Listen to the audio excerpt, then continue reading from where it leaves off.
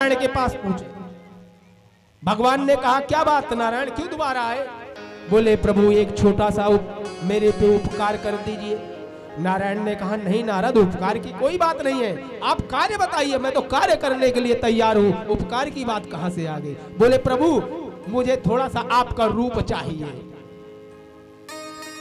भगवान ने देखा, बोले अब तो नारद के ज्यादा ही कुछ हो गया है, अगर अपना रूप दे दिया तो और भी गड़बड़ हो जाएगा, और ऋषि है बाद में रोएंगे, अभी तो इनकी मति भ्रम है, जब मति सुधरेगी तो रोएंगे कि ये क्या हो गया।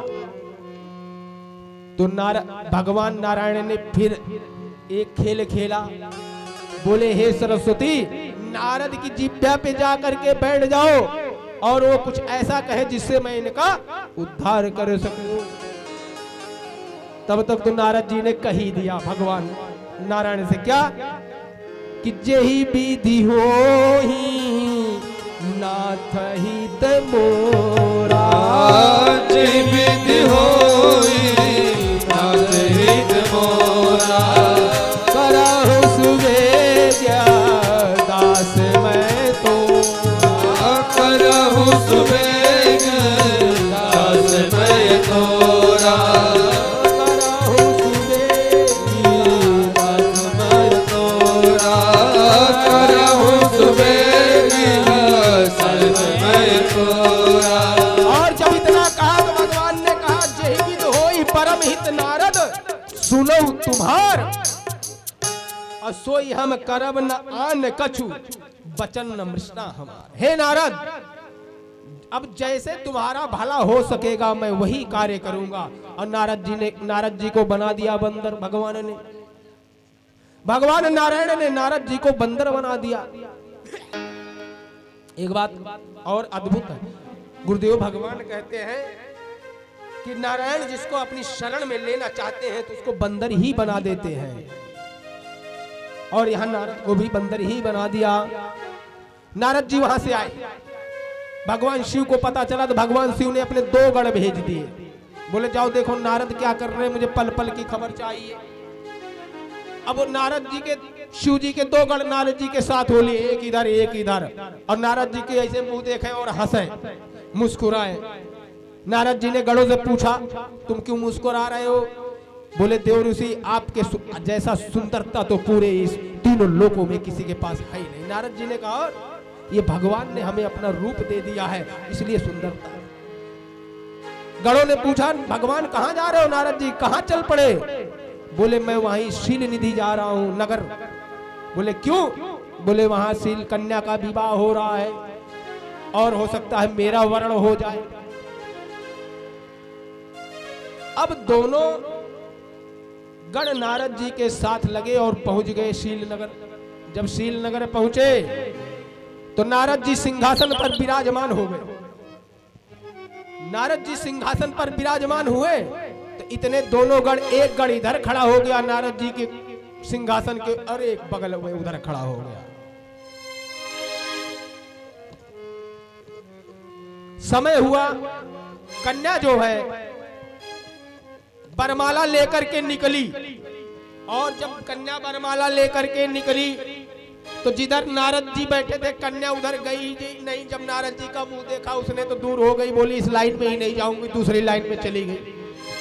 नारद जी बोलने लगे गणों से भाई क्या हुआ? कन्या को इधर आना था, मैं इधर बैठा हूं, उधर क्यों चली गई? गण बोले कोई बात नहीं, चिंता मत करो, मैं आपका सिंहासन उठा करके उधर कर देता हूं। गणों ने सिंहासन उठाया और उधर कर दिया, और जैसे ही उधर सिंहासन किया कन्या फिर उधर से इधर आ गई। नारद जी बड़े परेशान, और गण दोनों उनको देख करके नारद जी को हंसे। इतने में आए श्री कृष्ण जी, इतने में आए श्री कृष्ण जी, और लेकर के दुल्हन को चल दिए। भगवान जैसे ही आए भगवान ने कहा मुझे पहुंचना चाहिए, नहीं बड़ी देर हो जाएगी। नारायण आए और विश्वमोहिनी ने जयमाल भगवान विष्णु के गले में डाला, और विष्णु जी माया को लेकर के चले गए। नारद जी बड़े क्रोधित। नारद जी ने गणों से पूछा एक बात बताओ, भगवान का रूप जब मुझे मिला था, भगवान का रूप जब मुझे मिला था, तो इस कन्या ने मेरे गले में जयमाला क्यों नहीं डाला? गढ़ कहने लगे देव ऋषि। बोले क्या? बोले चुल्लू भर पानी में मुंह देखा क्या? नारद जी ने कहा क्या बात कर रहे हो? बोले हाँ, चुल्लू भर पानी में मुंह देख लो। नारद जी गए, जब जल में मुंह देखा सरोवर में, तो बंदर का क्रोधित, नारद जी क्रोधित, और क्रोधित होकर के उसी समय उन दोनों गणों को भी श्राप दिया कि आज के बाद तुम दोनों उत्तम कुल के राक्षस हो जाओ, उत्तम कुल में राक्षस। और वही राक्षस कुंभकर्ण और रावण बने।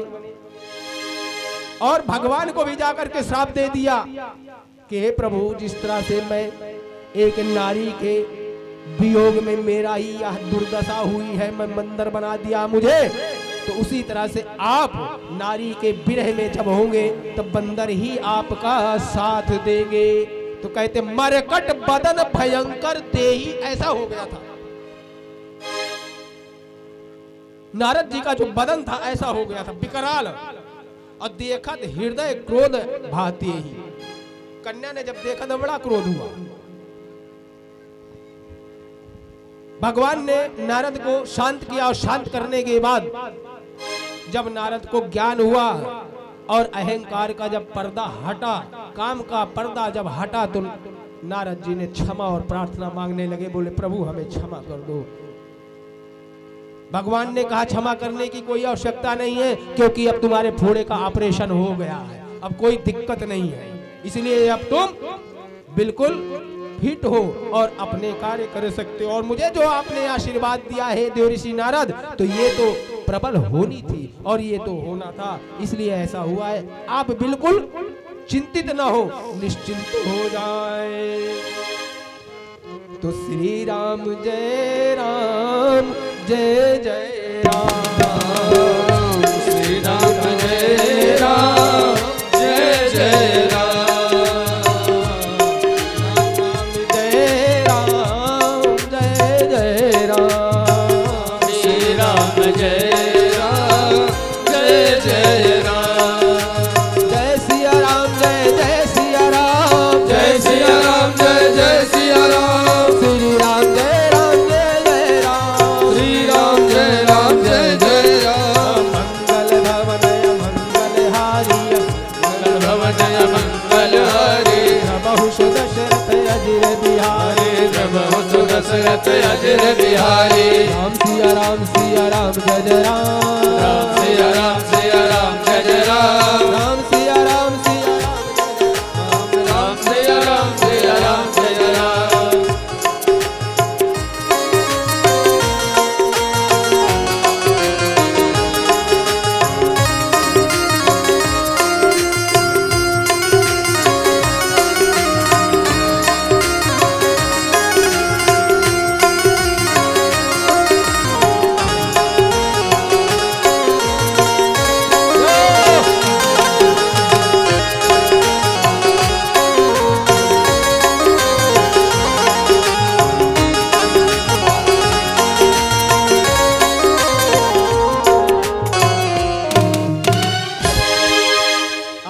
सभी लोगों से निवेदन और अनुरोध है, सभी लोग आरती करेंगे और प्रसाद लेके सभी भक्तजन जाएंगे। कल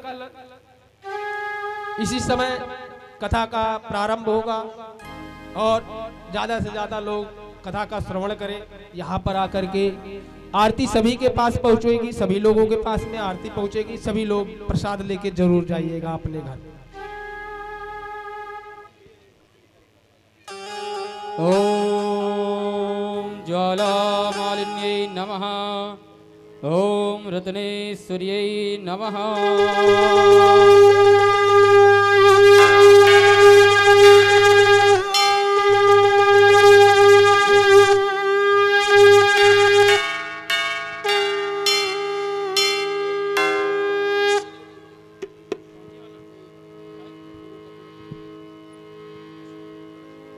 ओम चंद्रमा मनसो जात चक्षुः सूर्यो अजायत, श्रोत्राध्वाश्च प्राणश्च मुखादग्निरजायत।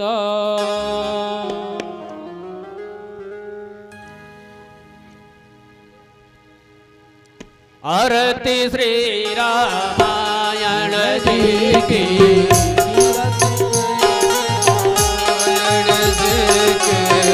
आरती श्री रामायण जी की, आरती श्री रामायण जी की, कीरति कलित ललित सियापी की, कीरति कलित ललित सियापी की, कीरति कलित ललित सियापी की, कीरति कलित ललित सियापी की, गावत ब्रह्मा सिक मुनि नारद, गावत ब्रह्मादिक मुनि नारद, वाल्मीक विज्ञान विशारद, वाल्मीक विज्ञान विशारद, सुख सनकादि शेष अनुसारद, सुख सनकादि शेष अनुसारद, वरनि पवन सुत कीरति की, भरनि पवन सुत कीरतने के, आरती श्री रामायण जी की, आरती श्री रामायण जी के, कीरति कलित ललित सियापी की, कीरति कलित ललित सियापी के, गावत वेद पुराण अष्टदश, गावत वेद पुराण अष्टदश, नवो शास्त्र सब ग्रंथन को रस, चौ सात सब ग्रंथन को रस, मुनि जन धन संतन को सर्वस, मुनि जन धन संतन को सर्वस, सार अंश सम्मत सब ही की, सारे अंश सम्मत सबही के, आरती श्री रामायण जी की, आरती श्री रामायण जी की, कीरति